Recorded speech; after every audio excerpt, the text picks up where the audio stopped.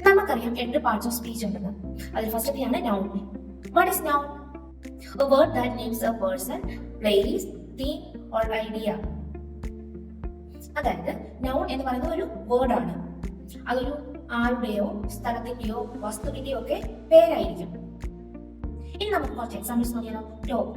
Dog എന്ന് പറയുന്നത് ഒരു ആനിമലിന്റെ പേരാണ്. ഇന്ത്യ. ഇന്ത്യ എന്ന് പറയുന്നത് name of A country. Book.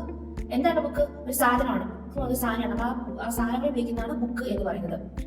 Teacher. Teacher എന്ന് പറയുന്നതാണ് അതൊരു ജോലിയുടെ പേരാണ്, പ്രൊഫഷനാണ് ടീച്ചർ എന്ന് പറയുന്നത്. Next, pronoun. What is pronoun? A word that replaces A noun. നമുക്ക് എന്താണ് നൗൺ അറിയാം. നൗൺ എന്ന് പറയുന്നത് പേരുകളാണ്. ഈ പേരുകളെ റീപ്ലേസ് ചെയ്യാൻ വേണ്ടി നമ്മൾ ഉപയോഗിക്കുന്ന വേർഡുകളെയാണ് നമ്മൾ പ്രൊനൗൺ എന്ന് പറയുന്നത്.